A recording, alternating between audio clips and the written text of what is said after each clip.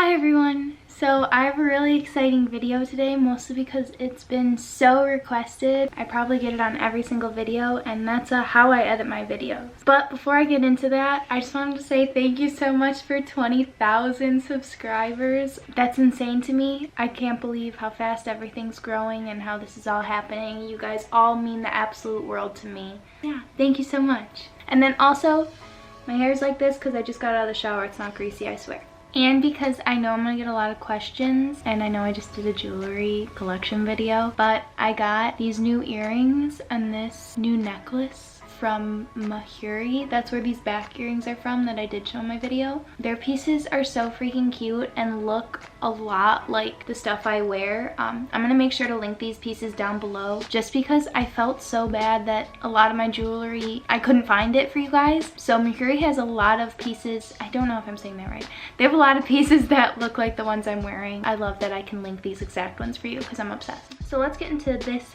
video. I've made a giant thing of notes on my phone this morning because I didn't want to miss anything. I want to make sure that I'm as helpful as I can be this video because a lot of it now is just like second nature to me with editing. So to go back and think step by step how I do it is kind of tricky. But I'm going to start off with the types of cameras that you can use. If you watch me would know that I've only gotten my camera, which is the Canon G7X, 2 videos ago. I think I've done 2 videos with it. Honestly, I've been loving it. I was due for an upgrade from using my phone, but my phone, I'm not looking at the lens. Jeez! As I'm trying to talk about the pros of this camera, I'm not even using it right. Okay, but going into my phone, I think that it got me through exactly what I needed it to do. It was able to take video and store it for me. I was able to upload it to my laptop to edit, and that's all I really needed at the time.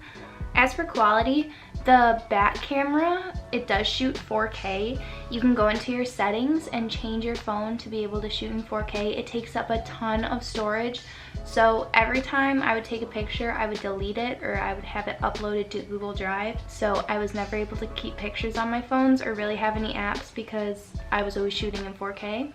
But when I flipped to the front camera, the quality immediately decreased.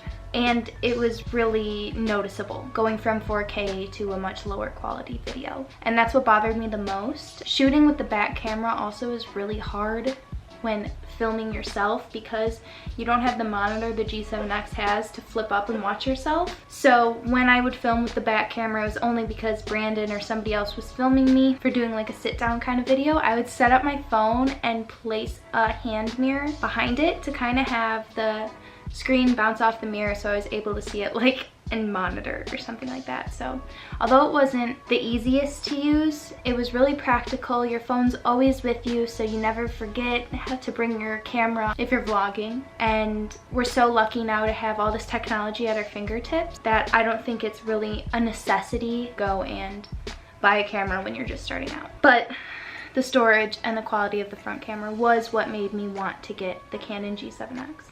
As for this camera, what I'm shooting on right now, I really like it so far. It has good battery life. I like that the screen flips up so I know what I'm shooting without doing the whole mirror business. I haven't had it for that long, so I can't say a real review on it, but I'm happy with it so far. As for editing, I know 3 editing softwares that I've personally used before.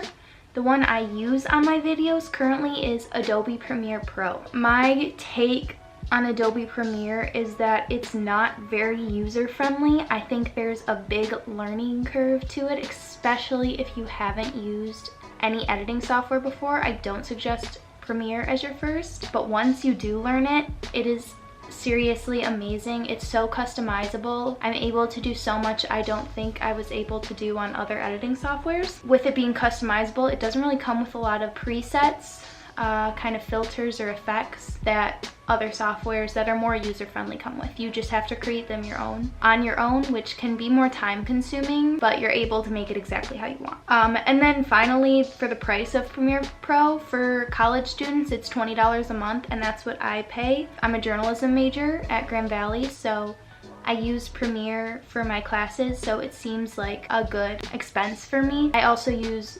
Photoshop, Illustrator, things like that for my other classes. I'm using all of Adobe Suite, not just Premiere for 20 bucks a month. Another editing software I've used before is Final Cut Pro. I used it my senior year of high school for a class. I found it to be really customizable like Premiere Pro, maybe not as much, but also I could have just not used it as much to learn. It has a lot more preset effects and sound effects than Premiere Pro does, and it's a one-time purchase of $300. And then finally, Imovie, which I suggest highly to anyone who's starting off on YouTube. It comes free with any Mac product. So Imovie, I'm almost positive, comes on your phone, it comes on the laptop and the iPads, I'm pretty sure. It's super user-friendly, easy to learn. It's perfect for starting out. It comes with all the presets, video and audio that a lot of popular YouTubers use. Any sound effect or those crazy distortion type of effects, that's what Emma Chamberlain uses. All those presets are on Imovie. So that's my take on the editing softwares. And finally, the part most of you want to hear, how I do my little GIFs and doodles. So how I figured this out was, how I figure out all my editing on Premiere is I'll just Google it. I'll think of the most caveman way to say something. So I think I literally Googled how to draw on my videos in Premiere. After scrolling through 100 pages on Google, I found something that actually understood what I was talking about. But I'm not going to make you guys do that. I'll just explain it now. I started off this process on my iPhone. I downloaded the Pocket app is what it's called. I think it's $5 on the App Store, which is kind of pricey.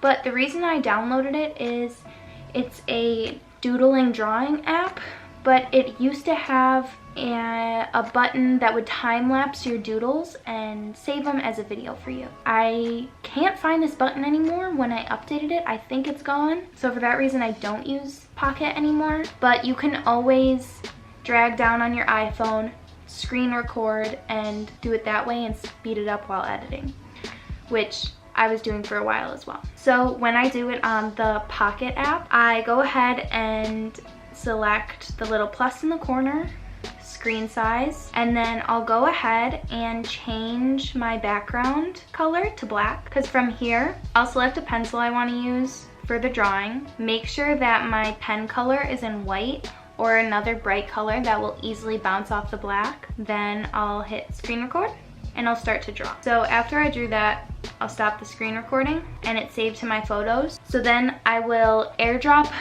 the video to my laptop for where I edit. And once I upload it to my laptop, I'll bring it into Premiere Pro. Once it's in Premiere Pro, I'll drag it over the area I want it in, cropping it or cutting it to the size or exactly where I want. So for this case, I just want it where I start drawing and where I finish drawing. I will then go over to Effects.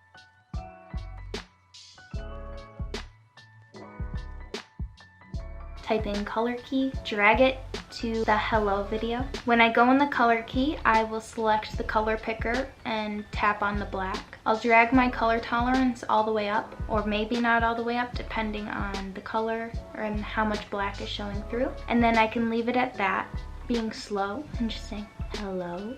Or I can right click, change the speed, change it to double, so 200, and play it that way and it's faster. So that's how I used to edit it, but now my mom gave me her Google Chromebook, so I'll use this little drawing app. I'll do everything the same, but instead of a screen recording, I'll tap this little movie kind of thing, or camera, video camera, draw, save it to my Google Drive, and then open my Google Drive from my laptop, download it there, upload it to Premiere, and do the same exact thing but with this one. Once I have the doodle in my video, you can go ahead and cut it up and kind of change the rotation or the scale of the doodle to make it into a GIF. This one step is showing you how to get there, but obviously I take these basics and I change it up a lot, whether in one of my videos I did a little sunrise as a GIF,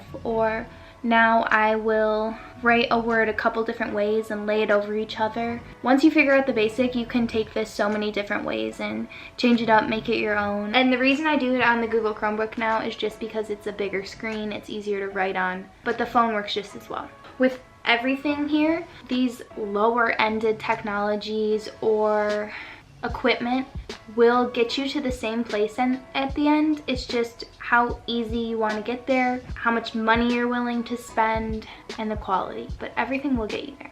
Okay, well I think that's all. So I hope I gave you enough tools and kind of instructions to do this on your own. If you guys have any other questions, be sure to leave a comment below or message me on Instagram. Like I said, I answer every DM I get. Thank you again for letting me have this platform and being able to share a little bit of my life with you guys. I'm having so much fun. You all mean the world to me. Make sure to like and subscribe if you want to. You guys mean the world to me. I've said that 100 times. I love you. Bye.